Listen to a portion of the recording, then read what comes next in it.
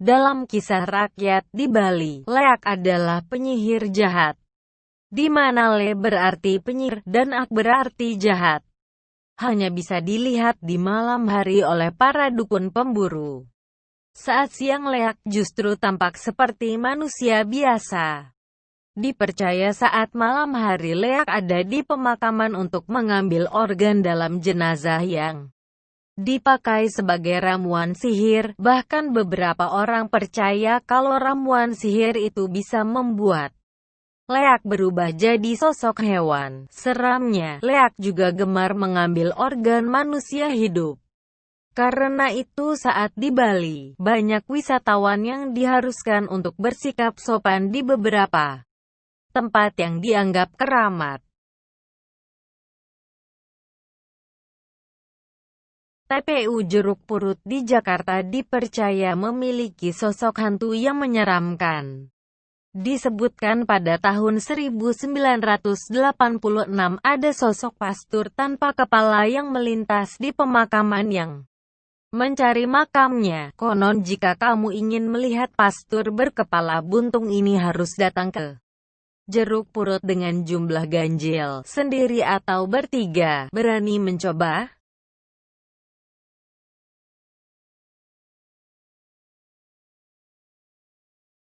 Menurut cerita kepercayaan masyarakat Minangkabau, Palasik adalah sejenis makhluk gaib yang bukanlah hantu namun manusia yang memiliki ilmu hitam tingkat tinggi. Palasik ditakuti oleh ibu-ibu hamil karena makanan Palasik adalah anak bayi yang masih di dalam kandungan atau yang sudah meninggal. Pada umumnya Palasik berbentuk kepala melayang yang terlepas dari badan dan mencari makannya sendiri-sendiri.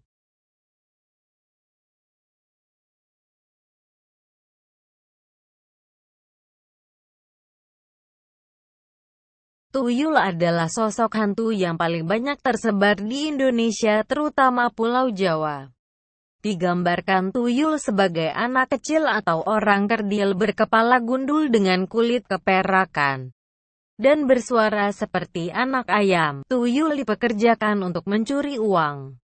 Namun sosok tuyul juga dipercaya terbentuk dari janin orang yang keguguran atau bayi yang mati saat lahir.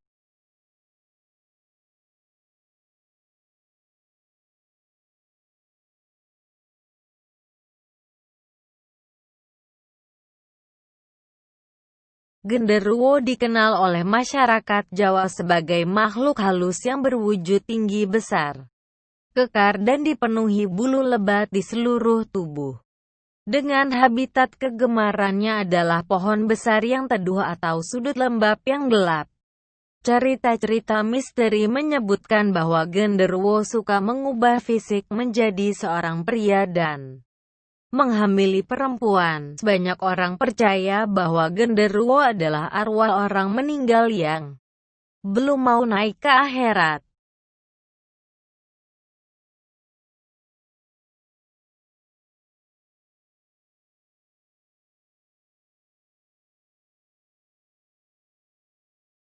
Istilah tradisi Jawa menyebutkan bahwa Wewe Gombel adalah roh jahat alias hantu yang suka menculik anak-anak yang ditelantarkan dan diabaikan orang tuanya. Cerita menyebutkan bahwa Wewe Gombel adalah roh seorang wanita yang meninggal bunuh diri lantaran dikejar masyarakat yang menuduhnya membunuh sang suami yang berselingkuh.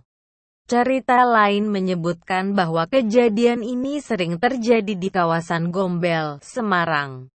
Ciri khas sosok ini adalah bentuk buah dadanya yang besar dan menjumbai panjang.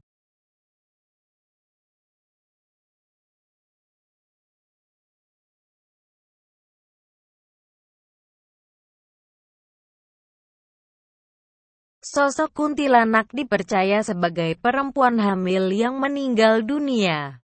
Dalam kisah rakyat Melayu, kuntilanak digambarkan sebagai perempuan cantik yang sering muncul bersamaan dengan bau harum bunga Kamboja. Kuntilanak konon menyukai pohon tertentu sebagai tempat bersemayam seperti pohon waru yang Condong ke samping, Warudoyong, kuntilanak sering disebutkan mengganggu wanita hamil dan bayi. Masyarakat Indonesia percaya menangkal kuntilanak bisa menancapkan paku di bagian ubun-ubunnya.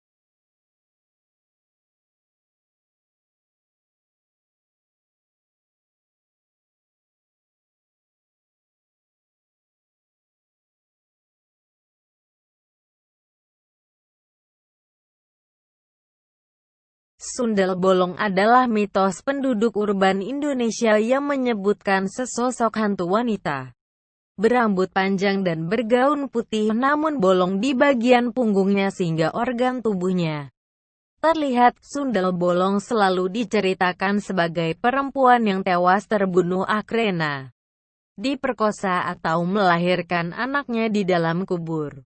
Sosok ini paling melekat berkat penampilan Suzana dalam film-film horor era tahun 80-an.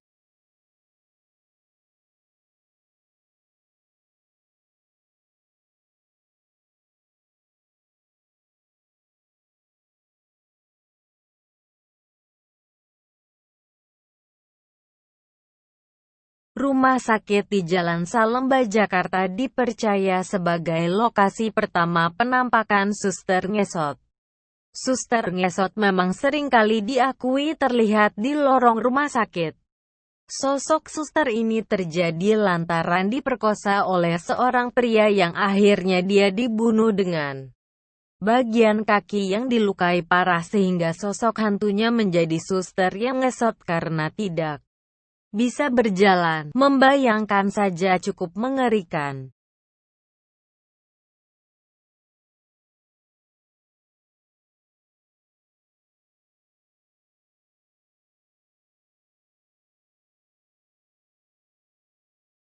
Pocong mungkin dianggap sebagai sosok hantu paling mengerikan yang pernah dikenali di Indonesia. Mereka yang percaya akan adanya hantu ini beranggapan bahwa pocong merupakan bentuk protes dari orang mati yang lupa dibuka ikatan kafannya saat kuburannya ditutup. Karena itu tak ayal banyak orang menggambarkan pocong melompat-lompat. Penggambaran pocong yang terkenal adalah memiliki wajah rata putih pucat tanpa ekspresi dengan lubang mata berongga.